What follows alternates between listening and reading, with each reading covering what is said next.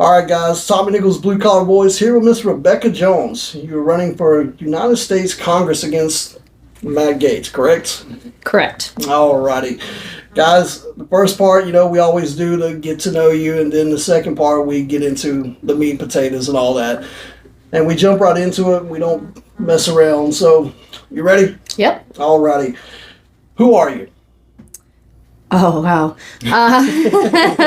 That's a deep question. I think I've spent most of my life trying to figure out who I'm not. Right. But so maybe by process of elimination, I'll land on where I am. Right. Well, as you mentioned, my name is Rebekah Jones, and I'm running for Congress against Matt Gaetz. I'm a scientist.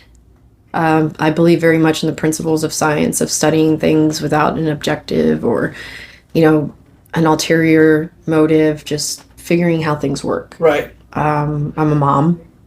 I have 2 kids that are my whole world. And I'm a stubborn loudmouth. And, that fightiness got me to where I am today. Ain't nothing wrong with that. No. If you didn't, where would you be, right? Still working for the state of Florida, probably. Oh, man. All right. What do you / did you do for a living, and why did you choose that profession? So before I got famous or decided to run for office, I was a scientist for the state of Florida. I studied mostly natural disasters and hurricanes and climate change. Oh, wow. I also studied environmental toxicity, so things like landfill toxicity to public health and algae blooms, and if there was ever any kind of leak from any kind of plant and it exposed people, I'd be in charge of mapping where, downriver something is more likely to land so we can evacuate people, things like that. Oh, wow. I went into that because I was 16 when Hurricane Katrina hit my town on the Gulf Coast in Mississippi. And it impressed upon me the power of nature. Yeah, absolutely. I can imagine so. Yeah, I really wanted to just understand how that worked. Yeah. And I kind of followed that, my undergrad and my master's, and then eventually over here for my PhD. Awesome. Yeah, I remember when Katrina came through, even though it hit way over there, even right here, the wind was absolutely nuts. So, yeah. And going through Ivan and all that, so I totally understand. I think it's either today or yesterday is actually the 18th anniversary of Ivan. September 16th. Oh, okay. So I knew it was I recently. always remember it because everything bad happens right before my birthday. My birthday was September 18th. So everything bad happens right before the 18th. So that's how I remember that one. It's also in the 2-week period when most major category hurricanes make landfall. Oh, so, see, I didn't know that. Yep. The last few weeks of August through the first 2 weeks of September is when the majority of major hurricanes make landfall. That makes sense. And the following year, we had Dennis hit another category 3 or 4. I don't remember which one it was, but it was back to back. Yeah, Dennis was a pretty bad one. Although it was earlier in the season, I think it was in July. But then we had Katrina, and then we had Rita and Wilma. I mean, that was 3 category 5 hurricanes in 1 year. Let's stop talking about hurricanes. We're still in the danger zone, I know, so right? Let's don't jinx ourselves. All right, now how did that job help prepare you for your role in government that you're seeking? I think that somebody who can look at things through a disaster response lens is something to be very much appreciated. I think it's one of the reasons why military leaders make good political leaders is because they understand how to prioritize things. They understand the different parts of a project or mission that needs to be done, and get the import of it. Like, this isn't something you mess around with. If you screw up, people die. Yes. I mean, that is hurricane preparedness. If we were not good with evacuation, people will die. Right. And understanding that those things have life and death consequences, although not as literal as a wall of water, always makes you really focus on what matters and the things that are most hurting people, and work with whoever you need to get it done. Even people you may not agree with or like. I mean, that answer. You have a giant room in the state operations center of people who half of them have never met, and probably a third of them at least you wouldn't want to hang out with. But when you're all there and a storm is coming, it's going to hit in a day, none of that matters. Right. It's about, we have people who are in the line of fire, and we need to get them to safety. Right. It's all about saving lives, right, at that point. All right. What is your biggest career and life accomplishment? I hope I haven't had it yet. Right. So far. Okay, I'm only so 33. Far. Right. What is so far? Let's throw that in there. Gosh. It's so weird because I feel like a lot of the accolades that I've gotten were not accomplishments. I guess to me the most humbling thing was getting nominated for the John Maddox Prize last year. It's like the Nobel Prize equivalent for science advocacy across the whole planet. Wow. And the United States only had 3 nominees, and I was one of them. Wow. And it was a professor at one of the Florida universities who submitted my nomination, and I got to like speak with them, and they invited me to the big thing in London, but I wanted to be here to campaign, so I didn't go. But I had the idea that me in my early 30s would ever be on a stage with the types of people who get that award. Personally and professionally, that's just makes you feel very I don't know. It's not the stage special. I ever thought I would ever be on for my whole career. Like you said, 33 years old, because I hear that picture, old wrinkled up folks. I was a lot of them are. I was 32 at the time, and I was mesmerized. I think by the whole thing. I really wanted to go, but I've never been off the Western Hemisphere. Right. I went to Mexico once and Canada a couple times, and so that would have been, I would have had no idea what I was doing. Right. I was like, I grew up in South Mississippi. I was like, I'm not a worldly type person. Yeah. Plus, I had a couple of important veterans events. It was in late November that I wanted to be here for. So. Oh, thank you for attending those right there, because we need all the help we can get with our veterans. Yes, Absolutely. we do. Speaking of family, tell us a little about your family. So my husband is a biostatistician, and we met at college in Syracuse, and I brought him down to the South with me when we went to LSU for grad school. He decided he needed 2 master's degrees, so we stayed there a little while after, and then moved here together for my PhD. We had my son Jackson, unplanned. We were both 20 years old. But, that changed my whole life. Absolutely. I was terrified. I was a scholarship kid. Like I mentioned, my dad's a truck driver, and my mom lives in a trailer in Poplarville, Mississippi. So the idea that I could lose my scholarship to me was the end of my world. Yeah. And everything you built, you seen come crashing down all of a sudden. Yeah, and because I screwed up and was careless with a boy of all things, It's not that I flunked out or, got in trouble. It was like with boys. Yeah. And I changed my major.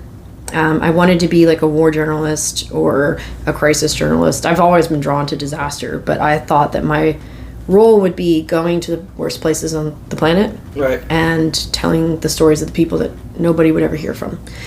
And when I had my son, it was like the whole axis of the planet shifted, and I decided that observing and writing about these problems wasn't enough. I wanted to be a part of the solutions that keep them from happening. And so I added a second major in earth science. So that's my son Jack. He's brilliant. He's autistic. He struggles with his ADD and ADHD, but he's on I don't even know. He's funny. He likes to make people laugh. Right. He always has. I can tell by your emotions how much he means to you. That's awesome. He is. And he's had it, he's had it so rough. I mean, he's gone to Florida's public schools every grade since kindergarten, and every single year we've had to deal with the 504 and the IEP and counselors who decide that they are the arbiters of what is a real disability, or teachers who don't want to bother, or those that really want to try, and it's just it's exhausting. Yeah. I know a lot of parents of autistic kids get divorced, and I also see why. Pressure. It is. And you feel like you're constantly failing. Yeah. But he's a good kid. My daughter's 4. She was born in Northwest Florida. She is like, if I had to imagine a little just ray of sunshine, just a little ball of it, just falling to the earth, and everybody got to go see it. It was just, everybody around it just feels happy and and warm, and that's my daughter. She is the happiest kid on the planet. She's becoming very bossy. How old is she? 4. Oh, okay. I think the Makes age sense. gap has not had the normal sibling impact of, you know, you learn how to share and stuff because they're 9 years apart. And she's a bit bossy, and she's always energetic, but she just, you almost feel guilty if you're not happy being around her because she's so happy. Right. Like, that's what she brings. And Sounds like my niece Presley. Same way. Right just see her there. and you just want to smile. And I'm Yep. told that she's my identical twin. Uh-oh. So I'm going to be in trouble in like 10, 12 years or so. But we'll see. She's got her big brother to learn from. That's right. That's right. That's her little hero. Everything he does is just amazing. Yeah. Yeah. But Somebody to look up to right there. yeah. Oh man, that sounds just like my niece and nephew Britton and Presley right there, the same way. Now what's funny is they will fight like cats and dogs at times, and then all of a sudden 10 minutes later they're the best of friends. It's just like, what is going on here, man? So, Jackson loves to tease her, and she, oh my God, she can scream like a banshee. If he takes something of hers, all you hear is in the other room, and I'm like, what are you doing? And he's like laughing because he's playing with her, but she's just screeching. I'm like, the end oh, of the world to her. yeah, I know, right? Oh man, that's good stuff right there. All right, why did you decide to run now? Well, I didn't ever imagine I'd run for office or really be that politically involved. The extent of my political involvement before this was doing some phone banking in 2016. That was it. And it was super uncomfortable for me. I didn't like calling strangers and be like, hey, give us money. Yes. You know? I know the feeling. And I did it for literally like one time. And even after, you know, I got fired from DOH and everything happened, and you know, I was named Fortune's 40 under 40 in healthcare and a whole bunch of other, you know, things that seemed really cool. And I was like, I'm just doing the same job I was doing before. Just now I don't have to keep my mouth shut about what it means. Right. So that was really awesome to be able to do that. Yeah. And I was happy doing that. Just kind of being a public advocate for science and transparency. But on December 7th, 2020, my house was raided at gunpoint without a warrant. And they pointed an AR-15 at my then 2-year-old daughter and my 11-year-old son. And they were there for 3 hours while they waited on their warrant. I kept asking to see it. I have the video of me saying, I would like to see it. I would like to know what you are and are not allowed to search for. And they were like, well, you can call your attorney, have him here. I was like, you took my phone. Like, well, you don't know the number? No. Who knows their attorney's number? Like, half the time I can't remember my husband's number. I don't even know my wife's number. So, yeah. And they gave it to me as they were walking out the door with all my stuff 3 hours later. Wow. And while all of that was happening, I think I realized on one hand that I was never going to be able to be apolitical. As hard as I tried, I didn't even really speak that much about the election night in 2020 because I knew it was more important for people to have a source of information that they could trust than it was for me to express my political opinion. Right. And as much as I tried to stay out of it, they weren't going to let that happen. And so if they were going to drag me, you know, through the mud, it was time I fought back. I was out there like 5 times a day, every single day, just being an advocate for evidence and, you know, to using science to make decisions instead of emotions or, God forbid, lies. And I realized unless you're one of the people making the actual decisions, like, you can only change so much. And that's when I decided that I was going to run for office. So you was kind of forced into it, basically. Well, they made me famous, and I didn't want that. Right. They outed me as the whistleblower on live television in front of the vice president. And I was filing my complaint anonymously, so I was drug kicking and screaming into that. And then when they came at my home, and I was like, God, I can try to do everything right, and it still not really make a difference. Because at the end of the day, if you're not one of the people who has that office to make sure that people have good information and are safe, and you can only take it so far. Right. And if they were going to treat me like I was a politician, you know, constantly defaming me and attacking me and raiding my home, then I was going to be one. Right. I don't blame you. I completely understand that. Speaking of politics, who do you look up to in the political world, and why? If anybody. Yeah. Right now or ever throughout history? It doesn't matter. Anywhere. My personal political American hero is actually Frances Perkins. She was the first female cabinet member in United States history. She was the Secretary of Labor. She was the architect behind the New Deal. Really? So, yep. I didn't know that. All like minimum wage, 40-hour work week, child labor laws. People don't remember the time we used to allow children to work in factories. Yeah. Labor safety, Social Security, all of that was created by this one amazing woman. And she happened to be very good friends with FDR her entire childhood, and she had been an advocate for labor rights her whole career. And so when FDR wanted to build back from the Depression, that's who he called. And everything that she did still defines labor practice in this country to this day. You're right. And she did it as a woman in a time when women weren't even allowed to go to college in most places. Yeah. So yeah, she's definitely one of my heroes. Awesome. No, like I said, I didn't even know who she was until you brought her. So It's one of those people who's like, you know what she did, you just don't know that she was the one behind it. Right. See, if it was up, if I didn't know any better, I would think that was all FDR. Yeah. Because you give him the credit from all that. Right. Well, he there, got it done. Right, But she wrote it. It was her ideas. Yep. So the credit should go to her, and her name should be out there. Yep. There's a great book called The Woman Behind the New Deal. Okay. About her. Her name's Frances Perkins, or they called her Fannie Perkins. And so every Labor Day, I make like a big video or post tribute. I'm actually a member of the Frances Perkins Historical Society. Right. There have been a lot of people, not just women, Right. who have made these monumental contributions to building this country and what it is that we don't always know their names. You're So right. I like to talk about her. I love that. And now it gives me somebody else because I love history, and so She's great. now I've got somebody I've got to do some research in and get to know a little bit more about. So thank you for that. Of course. All right, I'm gonna hit a little bit of the meat and potato questions now. All right. Alrighty. All right. Some in this area are of the idea of all Democrats are no good. What would you like to say to these people? You're not all wrong. Look, I mean, I hate this idea that the real enemy is your neighbor. Right.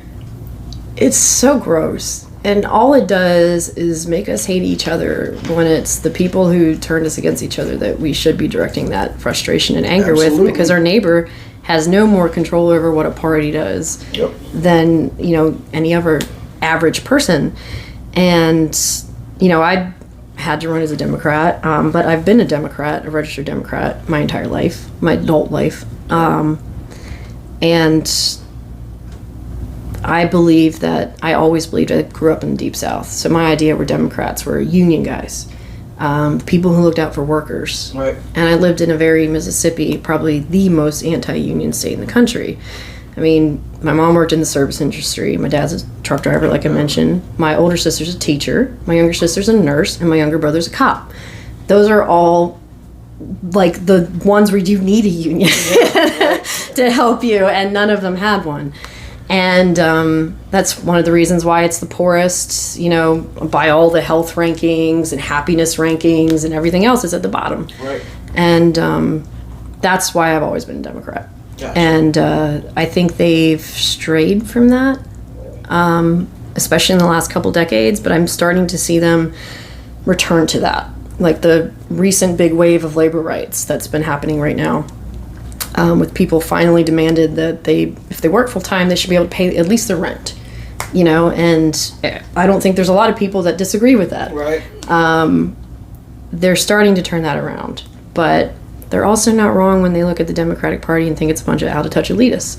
I think that's true of both parties. Absolutely. You got people who grew up millionaires who have no idea what the problems are because they never encountered them, and they don't know anybody living through those problems. Right. They live in a bubble of niceness, and Right. they float above the rest of us. You're correct. And that's a problem in politics in general, because it seems to attract greedy people. And it's unfortunate. Imagine that, right? I know, right? Well, it's great. It's not always greed for money. Sometimes it's just greed for power or for relevance or whatever it is that they seek. It's some internal satisfaction that they're trying to get out of it. It has nothing to do about their community. You're absolutely correct. And thank you for putting that out there because it needs to be heard. Yeah, it's really frustrating. I mean, I sometimes wish I could go back to before I was involved with politics. And I had this idea about like the Democratic Party and how they functioned and what they stood for, because being on the inside of it, it's almost like all politicians are the same. I just happen to agree with this group of them more often than not. Right. And that's disheartening. The only issue I have with both sides is a lot of them, they put party before country. Nothing should come before your country. You know, no, nothing should come before your family either. Yeah, absolutely, and I agree. It's people are acting like these football teams to cheer for. You know, like, oh, we got that one. And I was like, yeah, but what did you lose? Analogy. I've never heard it put like that. Well, it is. It's like watching like two different. You have the Super Bowl and you got, you know, your Saints fans on the one side and your Steelers on the other, and they don't care who gets hurt or what happens. They just want their team to win. Yep. So they can own it to the other people in the room. Absolutely. And that's, because we're talking about people's lives or livelihoods. The world is a very quickly changing place. Yes, it's not appropriate to treat politics or people's lives like they're a game. You're absolutely correct. I love that answer. Like I said, I've never heard that analogy, but that's perfect right there, and I got to start using that one. Well, I'm a big Saints fan too, so I'd yell at the Steelers. Well, I noticed the LSU sticker, the LSU banner in there, so I was like, who we're dealing with, and I'm an Alabama fan, so man. Tiger bait. We're just going to move on right now. All right. Speaking of the whole, running as a Democrat and independent, this is the next question. You tried to run as an independent, but had to run as a Democrat. Why was this, and why did you want to run as an independent? I know you hit on a little bit, but elaborate a little bit. So there was a new law that was passed last year, right before I decided to run, that said that in the state of Florida, it was part of that big voter suppression SB 90 bill. You had to run as the party you were personally registered as 1 year before the qualifying period before the election. So if you're thinking about running, plan ahead, like really far ahead. Right. So I had, like I said, we have close primaries in this state. I've always been a registered Democrat. So I could not run as an independent since I had been registered with the party. And that was disappointing because I ran my campaign as an independent for several months and believed that it was important to do that. Right. I mean, like I said, the team thing, I'm not going to toe anybody's line. I don't think I should have to. Right. If it's going to hurt my community, I'm not voting for it. Absolutely. I don't care how it scores you points with this or that. That's not what I do. I've made it pretty clear throughout my life, especially the last 2 years, that I don't do as I'm told if what I'm told to do isn't right. And I know there's a lot of pressure within political parties and the political apparatus to fall in line. Right. And I just didn't want to have to answer to any of those people. Thank you for that. Yeah, I mean, like, I get asked all the time, like, are you going to just vote like whatever Nancy Pelosi says? I was like, you want to ask my feelings about Nancy Pelosi? Then we're going to have that conversation because it's not going to go the way that you think it's going to go with me being a Democrat. Right. I was like, no, I don't do what anybody tells me to do. I would do what you tell me to do. It's not my job to go up there, they tell me the ideas, and I sell them to you. It's my job to listen to what the ideas are and sell them to them. And, it's just, I didn't want to be bogged down with all that party nonsense, but... Right. Sounds like you want to do what's best, what the citizens want, and you want to stand up for them. So I respect the hell out of that. Yeah, but I couldn't. And then there was a whole lawsuit about whether or not it was democratic enough to stay on the ballot. And I was like, oh my God. So at first, I could not run as an independent because I was a Democrat. And now I'm not democratic enough because I tried to run as an independent. Oh my God. It's like, okay, how about I just run my platform and you guys figure out where that falls. Right. So yeah, it's been a little crazy. To your credit, I think a lot of folks know that. But we got to get it out there and let every citizen needs to know where you're at, and so why you do things like this. Yep. Alrighty. The Democrat Party, speaking of that, has fought you at every turn, it seems, from giving the lawsuit to have you removed from the ballot. Their blessing on that. To refusing to meet with you, to refusing to endorse you or fundraise for you. At the state level, of course. Because you got a lot of local support. So I just want to make that clear. It's at the state level. With all this, why would you want to stay with that party?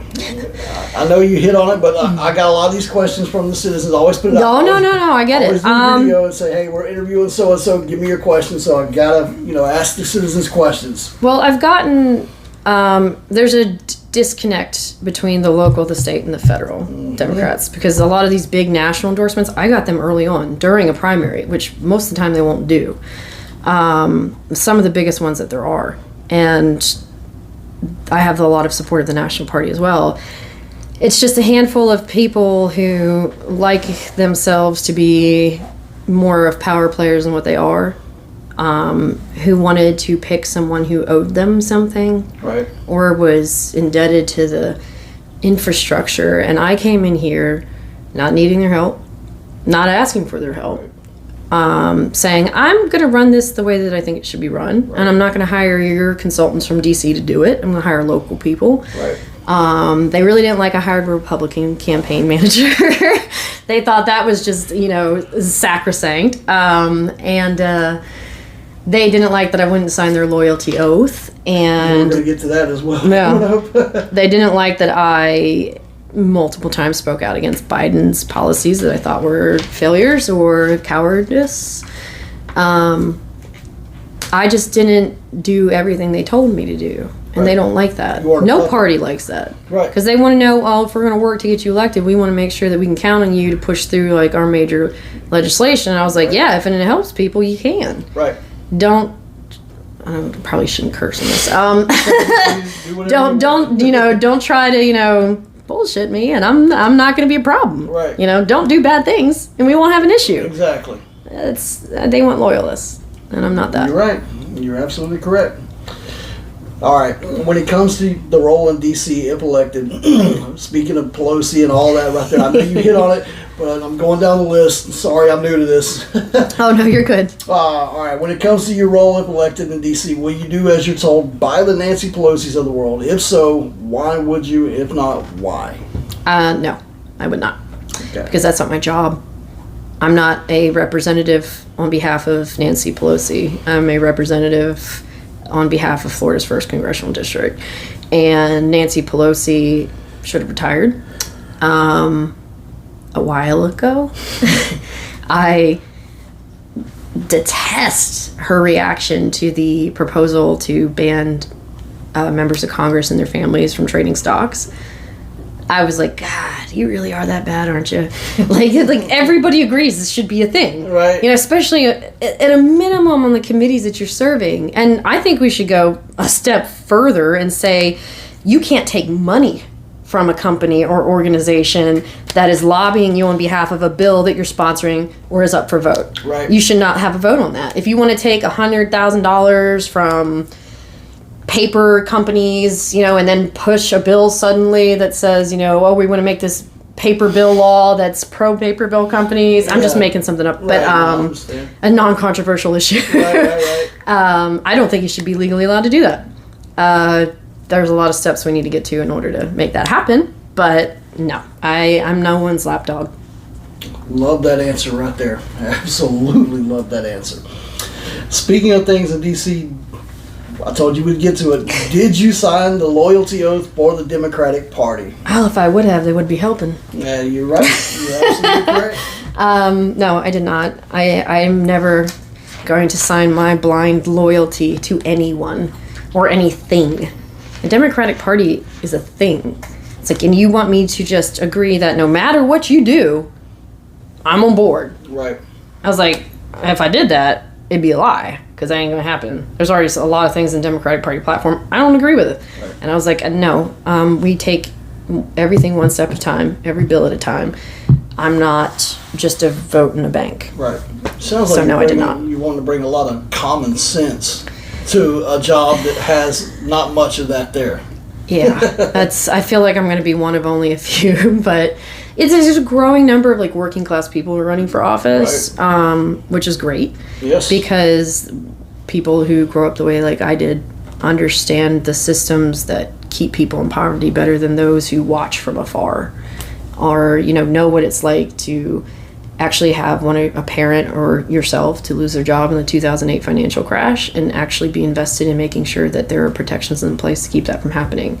My dad worked in construction his entire life, pretty much, and then in 2008, everything fell apart and he couldn't get work. And luckily there was a program available the next year in 2009 to help get people trained to be other trades, and he chose to go the truck driving route, and so he's been doing that ever since. Had that program not been available, I don't know what my family would have done. Right. That would have been a really scary time. Absolutely. But those kinds of programs make a real difference in people's lives, and I know that because I watched it happen to my father. And you got to experience it firsthand. None of those people ever do. Not none. Most have no idea what it's like to actually move through these things. But speaking of that, I know what you went through. My dad owns a local land surveying company, and it almost bankrupted him, which it did a lot of people, in that industry. So thankfully something was there to help your family right there. It was rough for a while. I was actually in college at Syracuse. It was my beginning of my sophomore year. And I remember my mom wouldn't let me find out when it happened.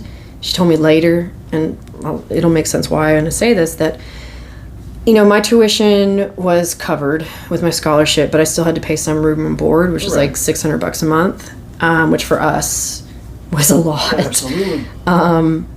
And my parents actually went 2 months without electricity at their house to pay my tuition, and they didn't tell me. My mom said because she knew I'd leave. She said, I knew if we told you, you would leave, and you would either resent us or hate yourself for it the rest of your life. And so they didn't tell me. They sacrificed for their daughter. Yeah, they did. And the second that they told me that had happened, so this happened, I think, in like September, October of 2008, I was like, you could have just told me. I could have tried to find other grants, and which is exactly what I did. Luckily, Syracuse has an alumni network that's quite wealthy. Right. And they raised $1 billion for students like me, whose parents lost their jobs, to be able to stay. And so the rest of my tuition was paid for, including room and board after that. But yeah, my little brother and sister were still in school when that happened. My sister's a senior in high school, and I think my brother was a freshman. And none of them told me. They made a pact not to tell me because they knew I'd quit. Because I wouldn't let my family go through that for me. Not for anything. Well, that shows how much confidence they had in you right there. Yeah, well, they gave up any chance of, education or moving up the ladder for us. And so it's very much in line with, especially who my mom is, who said that we were going to college no matter what, and we were going to finish it no matter what. Right. And this is before I had Jack, so I'm sure they really super appreciated me getting knocked up by my boyfriend like the next year. Oh, wow. But even then, they were like, you're not quitting. Yeah. I don't care how hard it gets. My mom used to say that your education is the only thing no one can ever take from you. You're right. You've learned something that will never be taken. Like a car, a house, even a business can be taken. It can actually just be taken from you. Even people can just leave your life, or I guess technically be taken too, although that's less likely. But she said that, your knowledge, your degree, no one touches that. That's right. That is right. I find that absolutely awesome right there. My mom's tough. Sounds like it. Man, that got me. Oh, sorry. I didn't mean it to. No, man. That's awesome. That's who my family is. Sorry. And we all, four of us, two of us went to top 50 schools. And my other two sisters, they went to USM. We all went into public service. We all got the ticket out. And especially me and my brother, we could have sold out and made a ton of money. Right. But all four of us went into public service because that was the thing I don't think my mom intended to teach us, was that the circumstances that we grew up in were so limiting. Like the ladder, to climb up was seemingly out of reach, that if we managed to grab it, we would pay it forward. we would not waste it by trying to be rich business people or Right. something like that. We'd make the world a better place. And so, teacher, scientist, nurse, cop. Law enforcement. Awesome. And that's awesome. Yep. And I'm prior law enforcement and corrections. So My husband worked for the Florida Department of Corrections for 6 years. So, Oh, yeah. Yep. And my brother is an officer still. I'm not supposed to. They don't like it when you mention them, and because But there's he's still safety putting issues and all hard. that Yeah, stuff. But I got you. yeah. Well, thank you for them.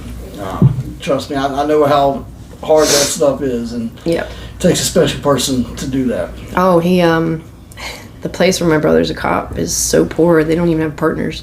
They can't afford to staff them with partners and cover the city, so he's out there on his own. Wow. Which is part of the reason I have been working on this massive police reform and funding bill, because I don't think any police officer should ever be on their own, ever. It's like Cop 101. Right. But we can discuss that later. So. Gotcha. I deviate, I know. No. You're good. All right. You went pretty hard at your opponent about his checkered past and ongoing issues, but we all have a past and no one is perfect.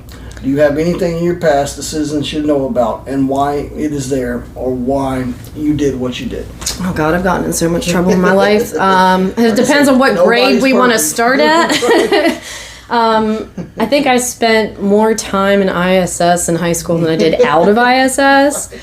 Because I made everybody's fight my fight. Like, everybody needs backup. I guess that was an idea of mine for a long time. Right. I was in less trouble during soccer season because I was the goalie and the captain. So during soccer season, nobody would write me up. Right. So I got away with more. But the things that are in my past, which, I'm only 33. So when I became famous, I wasn't even 30. And so there wasn't a whole lot of age to do a whole lot of screwed up stuff. Right. And I was always so focused on school and work that I never had a period where that's not what I was doing.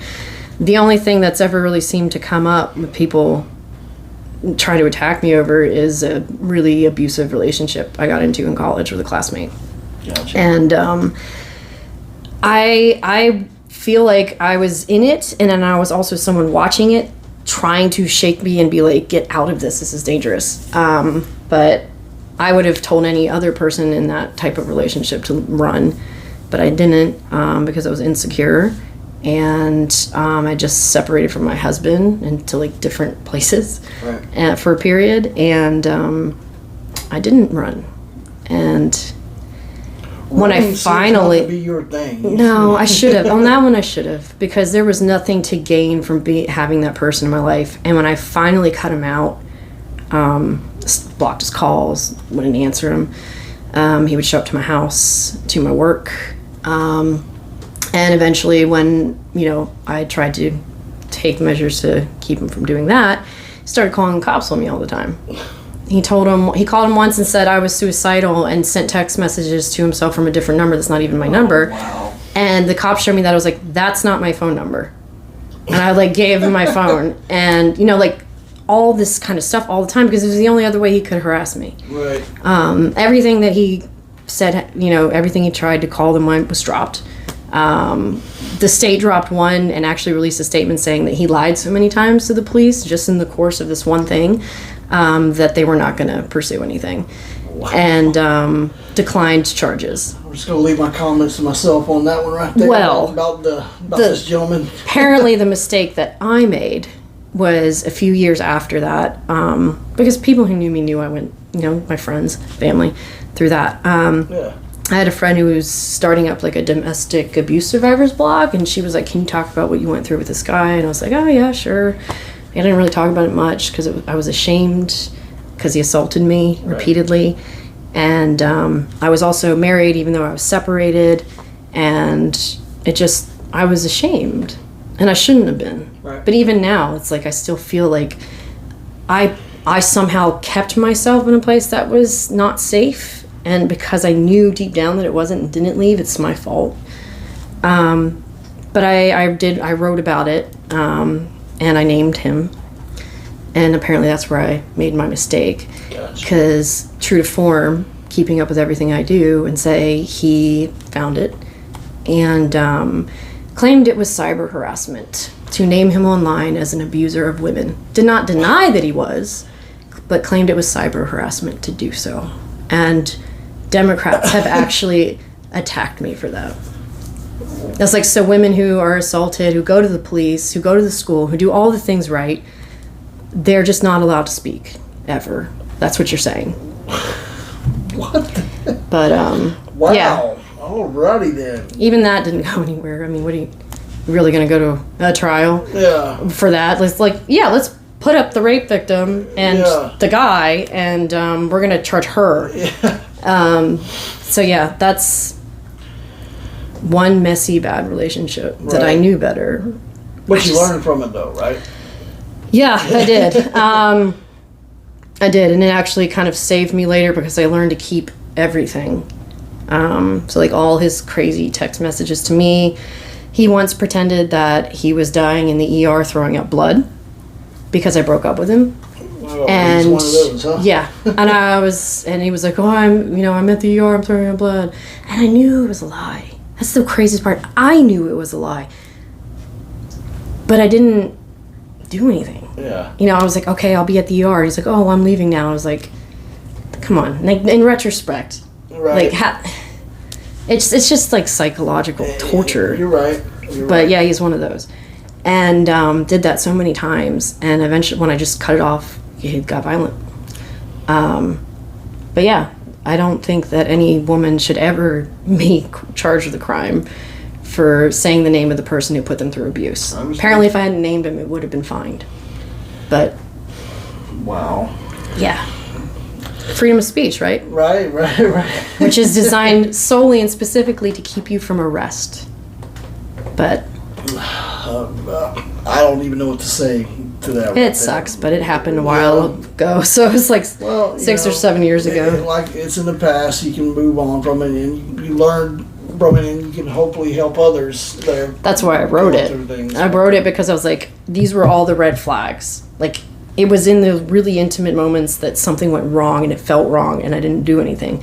And I wrote it so that maybe if other people were in that kind of relationship, they would see it and be like, this is how I feel when I'm with this person, and maybe I should leave. I got so many emails from that with people saying, my friend's going through this exact same thing right now, like with the hospital shenanigans and everything. And I was like, she needs to get out. Yep. I was like, if I need to talk to her, send me her email, I will talk to her. I don't know. I don't remember if I ever found out if she left or not, but hopefully she did. Yeah. Alrighty. Some here in Northwest Florida are concerned about their Second Amendment rights if a Democrat were to be elected. So, where do you stand on the Second Amendment? I think that it should be respected as it's written. I also think the Fourth Amendment matters. And there's been a well-intentioned push across the country to pass things like red flag laws. The idea being that we should be able to intervene before someone becomes dangerous if we have reason to believe that they're dangerous. Well-intentioned. But what it actually is a deprivation of due process. It gives officers full discretion to enter your home, seize your property, seize you if they feel that you're a danger to others, and there's no court order. They don't have to go to a judge. You don't have a right to be in front of a judge for several days. Yeah. And that can destroy a lot of people's reputations. It can destroy their lives, put people in danger. Maybe the person who called and said that they, were unsafe is the person who plans on visiting them that night. And now you know they don't have any of their guns. Right. Well-intentioned. But every single amendment of the Constitution matters, and you don't get to deprive people of their Fourth Amendment rights for illegal search and seizure. But other than that, I think that it exists as it should, the second, and that nobody's going to be changing that anytime soon, especially not me. Gotcha. Alrighty. There are a few other hot button issues going on in our nation right now. Where do you stand on immigration and how it is being handled at the federal and state levels? Regular folks are struggling to make it, week to week right now with the crazy gas prices and inflation. So what would you like to do to help those people out, and where do you stand on the whole immigration thing? So for the gas thing, I know it's gone down a bit, but there was a bill passed by the United States House of Representatives that was quite literally, I believe, named the Preventing Price Gouging of Gasoline Act that Matt Gaetz voted against. So not voting against the measures that are actually going to limit how much people can charge you for gas is probably a good first step. He voted against it. He votes against almost everything. As far as inflation goes, that's a complicated issue that is in international scale as well. It's also something that's been decreasing over the last few months, thank God. Right. But it still doesn't address the long-term issues of the fact that people don't make enough money to live even with 2 full-time jobs.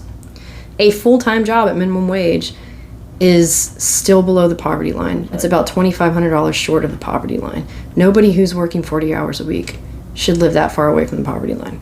And those people still have to pay, when they file their taxes, a certain percentage of their income in taxes. Now, normally the credits counteract that, but Right. you're still saying, right, I think it's 10% or something like that, that you're subject to a 10% income tax at the federal level if you're below the poverty line. Yep. That's insane. It is absolutely insane. People who make less than 200% of the poverty line should pay 0% income taxes. 0. And that can be adjusted to your zip code. So, in Mississippi, making $15 an hour might make you able to afford, the 1970s kind of, single family home with a picket fence, and you can send your kids to daycare and save up for college off of a minimum wage job, which used to be how this country worked. Right. But, in San Francisco, they won't even buy you a box. Right. So, we can adjust these things to your zip code as well, which helps with the affordable housing issue. But that would be smart and take math. And a lot of people in Congress seem to be adverse to that concept. But it's like, no, we're one of the most advanced nations in the world. We can do some math. Yeah. We can handle math. You would hope, right? Yeah, I know, right? I mean, we do it for a number of other issues that are, income sliding scales. So why not income tax? But for the third part of that, which was immigration, we have not actually had a comprehensive immigration reform bill in decades. There was a big push. It was a bipartisan push with John McCain and a couple of other people, Republican, Democratic leaders, and it was just shut down. That was a long time ago. Why do you think that is? I'm sorry to deviate from the question, but I was just wondering, why do you think... One of the big parts of that bill, if I remember correctly, was that it really cracked down on the employers. So people who hire illegal immigrants, and most oftentimes pay them way below minimum wage, Yep. Can be abusive, have unsafe factories, and none of them are going to come forward and report it because they're going to be deported. Right. And that was something that a lot of major businesses that depend upon that labor didn't want to do. Gotcha. That's a very sad and sorry excuse. But there have been, I think, some good policies. I think that the Dreamers bill was good. If you're brought here as a child, especially as an infant, and this is the only place you've ever known, Right. I mean, it seems wrong to deport you to a country you've never been to, that speaks a language you might not speak, when you've spent your entire life in this country. That was the Dreamers that they were talking about giving citizenship. So I think it was children under 5 brought over during a certain period of time. And I was like, yeah, because a 4-year-old has say in where their parents land them. It's like, we're not going to punish children. We're not going after children for anything ever. I'm pretty hardcore about not hurting children. Yeah, absolutely. That's one of the few, I think, good policies that we've seen. I think that what's happened recently in Florida is sick. For anybody who doesn't know, Ron DeSantis used taxpayer money to charter a private flight from Texas to Crestview. So here in our backyard. To Crestview? To Crestview. I So didn't know these, that. Wow. these were legal migrants. So that's where that flight to Martha's Vineyard came from, was Crestview. Crestview. So these were legal migrants who had court appearances for their immigration status, who were lied to and told that if they got on the plane, they would get, help with their immigration status paperwork. There would be, job resources, all this stuff. These were families too, so they were kids, about 50 people, and they smuggled them from Texas to Crestview and then sent them from Florida to Martha's Vineyard. That, I don't know what that is. Right. But it's abhorrent. I guess that's technically human smuggling and trafficking. They did it a chartered flight so that there would not be a record of who was on the flight. So if you fly like American Airlines and you bought 50 tickets, they know who's somebody would have raised a flag.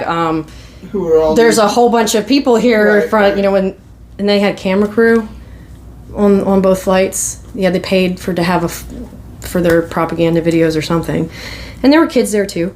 And so now they've got to figure out how they're going to get back down to Texas for the court appearances, because they do have legal status. And so these were people legal who already went through the process basically after coming over here. Yep, they've applied and they're waiting for their court dates. So and these weren't just people. I'm sorry to interrupt you, but no. I was thinking, like probably most of Americans these were people who just crossed over the border and they just picked them up and and brought them up there. So these were people that actually had already gone through the process and were legally residing in Texas. Wow.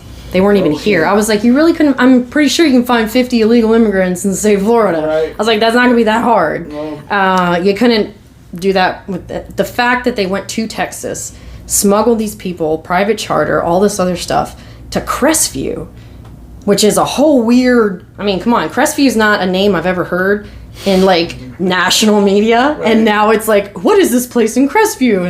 And everyone's like, I didn't even know that place was in Crestview. So I was like, Crestview has an airport. But and it's bizarre to do that to people just to make a show out of it. I mean, I don't know, maybe they thought they wouldn't get caught doing that. And there is a budget set aside. I think it's $12 million annually. That's what I'd heard was $12 million. But not to smuggle people in.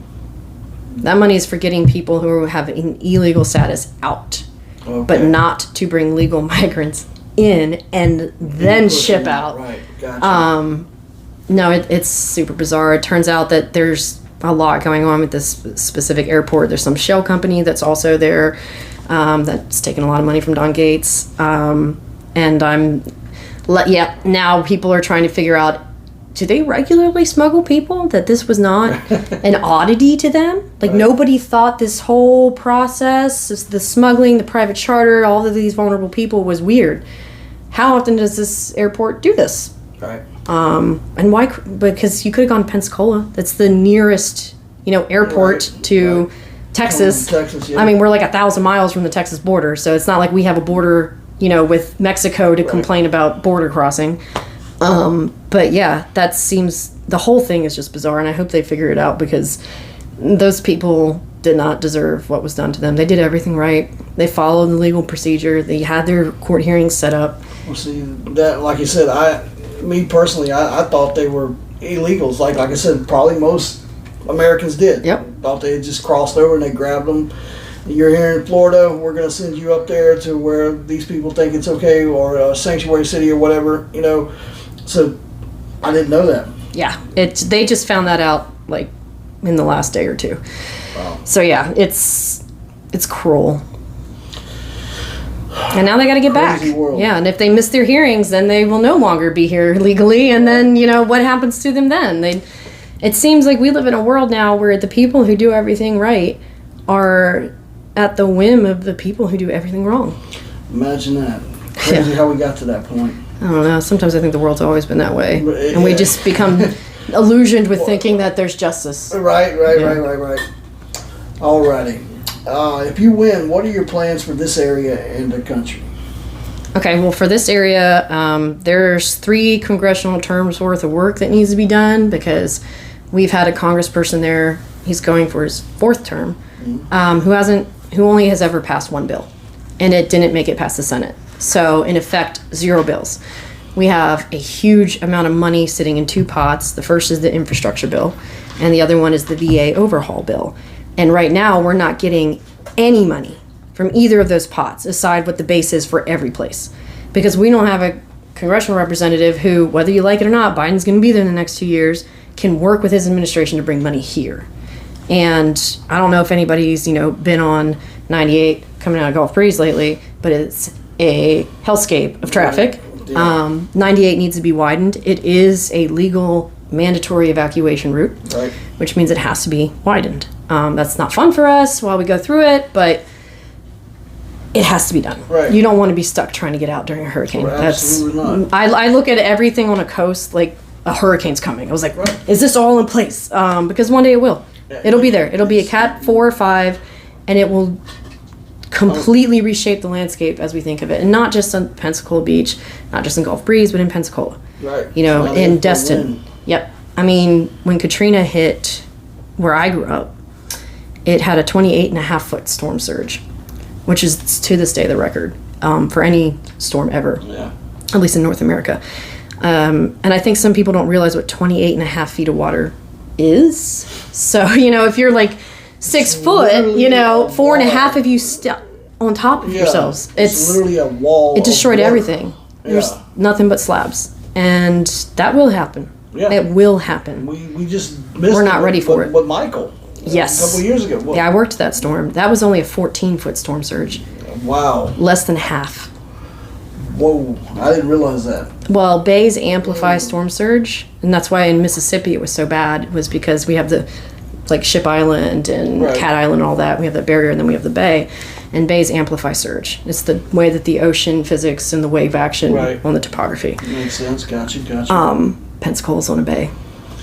Not everything is, but so some of the folks are in for a heck of a ride, sadly. yeah, and if Hurricane Sally was any indication, they're not ready to deal with it. Sally was a 1. Not Yeah. to dismiss any of the pain and suffering that people went through Sally, because it's real to every person who goes through it. Right. But that storm was nothing like Ida Yeah. that hit the same, you know, last year over in Louisiana and destroyed the entire village of a Native American tribe that's been there for at least 6,000 years. So they Yeah. will come. It will be as devastating as you can think it possibly will be.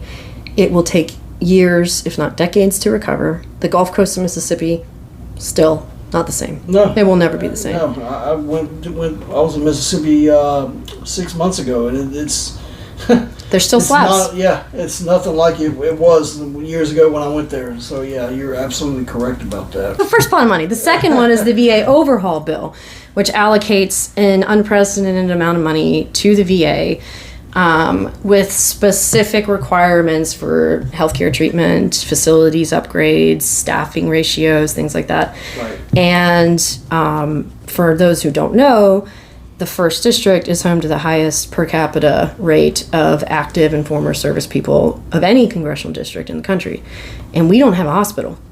We have a clinic, but we don't have a full service VA hospital. We don't have a hospital with an oncology wing. We don't have a fully staffed mental health crisis center that's open 24/7. We don't have overnight treatment for major illnesses. You have to go to Biloxi. Right. That's the closest one. You're right. Or you go the other direction further into Florida, and that's even further. Right. You shouldn't have to travel 2 states over Yeah, I to agree. get VA I care agree, in I a agree. population this big. So we're looking. My idea was originally to build it near Milton, a place where it can be right off the I-10 corridor, which is one of the requirements for where to place it, and a place that has room to grow. I'm not putting anything in Navarre. Navarre's done. We need to just hit pause with Navarre. You know, in a place that also won't cause like so much congestion and traffic Right. or be subject to storm surge impacts. And Milton seems like a good place, and that would bring a lot of jobs and a very overdue, much needed inpatient care for Yes. people who live here and don't want to have to travel 2 states over You're absolutely to see a correct. loved one getting treatment for something like Agent Orange. And I've experienced it firsthand with my father. I have to go to Biloxi, like you said, for some of the basic stuff. Yep. You know, it's crazy. Now, over here in Pensacola, they can only do so much right there. Yep. And you would think, like you said, with all the veterans we have and active military we have, we would Have one. first one. You know what Yep. I mean, on the list. But We haven't had anybody working to get it. And that's not acceptable. I agree. He's never once even proposed a bill to try to get it. Wow. And so that's going to be one of the first bills that I put in, because we also unfortunately have a very colored past with testing carcinogenic herbicides in this area. So we tested not just Agent Orange, but also white and purple and all the other lovely colors. And it's the reason why we have specific weights of radium in our water, and that will never go away. Really? At least not in humanity's lifetime. Wow. Radium 226 and 228. And we have a lot of exposure. And VA hospitals are designed to provide unique care to the types of issues that veterans have. PTSD specialists, TBI specialists. I mean, we have some of the best organizations, charity groups in the country here, and they still have to send people to Texas for TBI treatment, which is not covered by the VA, which is another problem. We need something that can actually address the needs of people. Yeah. And we don't have it, and there's no excuse for it. I agree with you 100% on that right there. Like I said, you would think we of all people would have something. Yeah. But sadly, we don't. We will. All right. What message do you want to say to the citizens of Northwest Florida and why they should vote for you over Matt Gaetz? Oh, well, let's see. I could take that in several directions. I'm guessing we could be here for a while for that one. Yeah. So the reason to vote for me, regardless of Matt Gaetz, is because I'm a person who fixes problems. Okay. Even during COVID, all the trouble I got into was because I wanted to fix a problem. Gotcha. And somebody didn't think the problem was worth fixing. That happened to me several times at DOH, including trying to just simply count homeless people. They weren't worth the time and energy. I was actually told that. And then 3 months later, when the hepatitis A outbreak broke out, they were like, hey, didn't somebody suggest this? And I was like, oh, no. You said we didn't need it, and now you need it. I was like, But wow. My life is a lot like the rest of my family. It's been focused on one thing, and that's to stop as much unnecessary or preventable pain, suffering, and death as I can. I did that as a disaster response lead. I did that as a scientist, and I want to do it as a congressional representative because I know how it needs to be done, and I don't really care about the image or the politics. Right. It's a job. Whatever people have turned it into, a way to get famous, a way to get money, or a way to get power. I was already famous, so I don't need that. I'm not interested in money. I never had any to begin with, so I'm not missing anything. Right. And it's not about power, because power comes from the people, not from the person that's sent on their behalf. Amen. Yeah. I have a bit of a different philosophy as to what Mr. Smith Goes to Washington philosophy compared to whatever, Hollywood for ugly people, I think is what they call Congress. Right. That's not the point. The point is to help people. It's about asking people, is the government in your way and can I move them out? Or is there something they're not doing that you feel your tax dollars should be doing because you pay them? I mean, it's your money. So would you like to see it come back to you, and how? So that's why I should be the person. Gotcha. I'm not going to get bogged down in these existential, moral issues where the needle never moves. Right. There's a lot of work that needs to be done here. Absolutely. And that could take up multiple terms of somebody's run, but I don't plan on being there for either, because it's not supposed to be forever. You're supposed to go there, you do some good work, serve the people, and move on. Right. I'm young, so that could be in a lot of places. Right. But yeah, the reason not to vote for Matt Gaetz, well, there's a lot of those. Aside from the voting against bills that would help us, like the preventing price gouging for gas, or the Violence Against Women Act, or this long list of other things he voted against. Oh, he voted against a bill to prevent discrimination against elderly workers and older workers. Yeah, voted against it twice. Voted against the Violence Against Women Act, voted against funding for women and children in battered survivor shelters, voted against all kinds of, the tobacco youth program to get young kids to stop smoking tobacco. He voted against that. So every good, decent, bipartisan thing you could possibly think of, if he shows up, he just votes against it. Voted against sanctions for Russia. He voted against aid for Ukraine. He's never proposed any bills to crack down on China, which is one of the first things I'm going to do. I don't know why people think that Democrats love China. I was like, no. fist. Right. That's how we need to be dealing with China. Absolutely. And that's everything from their human rights abuses to intellectual property theft to espionage. I mean, the Twitter whistleblower recently disclosed that there was a Chinese spy working for Twitter, and the way they built their system, which is so idiotic from a data management standpoint, you can't actually see the changes that some people are making or what they're doing inside the system, and it's all live. There's no development side of it. So they don't even know what this spy from China did. Right. Which is another thing, you got to break up big tech. I mean, censorship on Twitter is just out of control. It's arbitrarily enforced, basically to produce an end means to whatever political agenda the various people of the board have at that time. I'm banned from Twitter for oversharing a Miami Herald News article that said that investigated, my whistleblower complaint and said everything was true. I shared it too many times over a 2-day period, and I got banned for spam. So yeah, and it's a board level suspension, which means people at the board at Twitter get like a list, and they can put you on that list, and then they'll never unsuspend you. And somebody on that board put me on their list. Wow. Which is crazy. Me. I sometimes I look at how angry people like DeSantis get at me, and how angry I just set Gates off like crazy. And, somebody at the board of Twitter, and even Elon Musk came after me once saying, if anybody was going to be Forbes' tech person of the year, it should be him. Now some girl with a laptop. And I'm just like, why do people keep calling me that? It's like I didn't apply for it. It's not something you asked for. They just gave it. It's like the strangest thing in the world is that this many men are that angry at me. And I just don't get it. I'm just like, why do I set these people? I was like, because I don't break.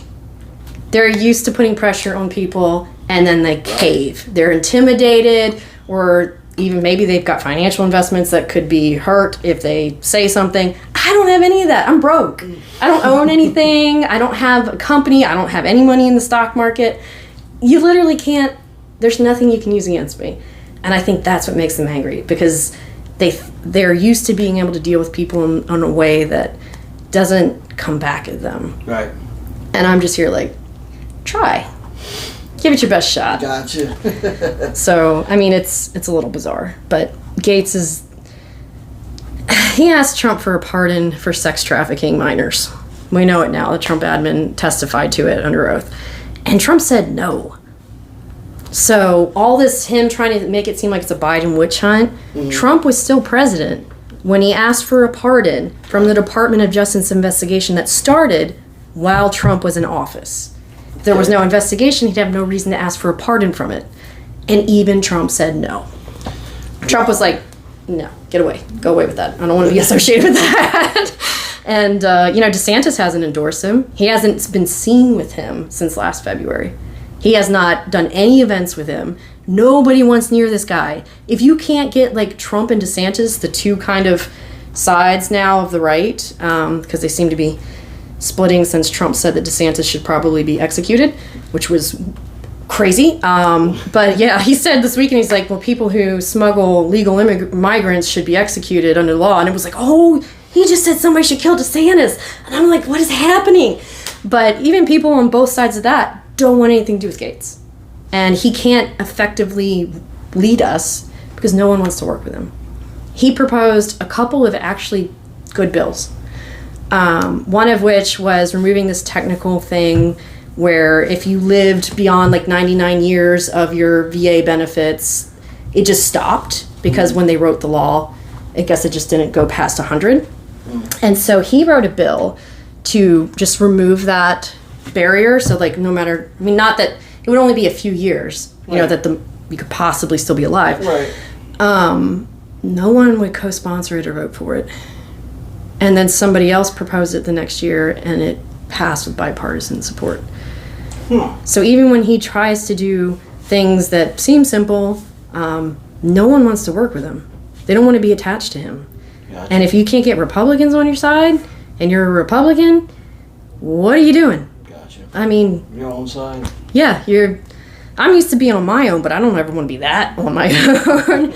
The point is to go work with people and get stuff done. But yeah, he's not a good guy. He had someone follow my son the weekend before last, take pictures of him when he was alone at this health expo that we were at. And then he published them on Facebook. And one of his guys was mocking my son, saying he was low energy. He's autistic. The way that he communicates sometimes is very monotone. It's kind of what he's on the spectrum where we used to think of like Asperger's. Right. And made fun of my 12-year-old autistic son. So Wow. our representatives should be fighting for children, not bullying 12-year-old kids with disabilities Right. on their social media. I'm sorry that happened. Yeah, well, he's a dick. I'm sorry. Sorry. You're entitled to your opinion, your thoughts. So, but that's You don't mess with my ridiculous. kids. I know. I totally understand that completely. That's what got me into this. Right. Coming from my kids and Right. bringing my kids into it's the whole reason I decided to run. If Matt Gaetz did the worst thing he possibly could have done for me is make it personal. Right. Because before it was just, you need to go because you're not doing your job. Gotcha. And this is just business. Now it's that, and you came after my It's kids. turned personal. Yep. I can't blame you right there. You don't mess with somebody's babies. No, especially not mine. My kids don't deserve that. No, I don't blame you one bit. Alrighty. You already answered 19. Of course, you're gonna be open and transparent with us, so we can move on to the last one. If someone watches this and wants to learn more about you, how would they go about doing this? Are a bunch of ways. Okay. We have an office. It's this room, 40 South Palafox on the second floor. We're open most business hours, and then usually for a few hours afterwards, people get off work. Right. You can also email us, text us, or call us, and visit our website. Our phone number is at the bottom of the website, so is our email. We try to make it easy for you to reach us. And our website, the easiest way to get to it is votejones2022.com. Okay. My name's spelled a little weird, so we decided to have a redirect. It's like, wait, how do you spell Rebekah? And it's like, so we were like, let's just say Vote Jones 2022. Right, it makes it easier, right? Yeah. But, And of course, guys, we're gonna put all that up on there. So if you want to visit her, get to know more about her, you'll be able to do it very easily. Phone number, all that stuff is going to be out there, and I'm sure if a citizen wanted to reach out to you and ask you a question, you wouldn't have a problem nope, with that, right? never have it. Alright. I think the funny thing is, I don't think people in this area are used to people who don't take shit. Because like when somebody like emails you and they're like cursing at you, and it's like, what did you think I was gonna like be like? Thank you for your opinion. It's like, Right, no, screw you, go exactly. away. It's like, if you don't have any understand that. value, why do you? We had to get away from this idea that you're entitled to abuse people through the internet. Right. It's insane. Yes. It's like, what? At what point you can't do that in person, or you can't go to somebody's business and start Right. screaming and cursing at them. So it's not okay to do it online either. I ain't gonna Absolutely. tolerate that. You got a question for me, I'm gonna answer it. Right. If you have an idea for me, I'm gonna look into it. Right. We have a legislative agenda on our website that's now hundreds of bills long. Right. If something you think you would like to see on there isn't on there, tell me. That's the point. Right. That is literally the point. Most of the things that are on there are things that I've learned from just talking to people in the community. Like, we give all this money to VA grants or third-party grants, and then there's no accountability for where it goes. There's no metrics for reporting. Like, how many, if you're a homeless, association for veterans, how many did you actually take off the street? We don't even require them to report that. And but we might give them checks for millions of dollars. It's like, that was something I got from Michelle Caldwell, who runs the monument for women veterans here in Pensacola. And, Jamie Wells, who runs Defenders of Freedom, was telling me about how certain types of TBI treatment are still considered experimental and are therefore not covered by the VA. That's something we need to fix. And then, Rob Vickers from Emerald Coast Wounded Warriors was telling me about, how they've had all these problems trying to get a mental health crisis clinic or anything established in this district when it's, 22 vets a day are committing suicide. And I was like, well, that's another thing we need to add to the list. Right. The only way you're going to know is by talking to people. You're right. You're absolutely So, yeah. correct. Alrighty, Miss Rebekah, it has been an honor and an absolute privilege to sit with you, to talk with you, and get you to answer the citizens' questions. And I wish you the absolute best of luck. Thank you. Thank you very much. Thank you. All right, guys.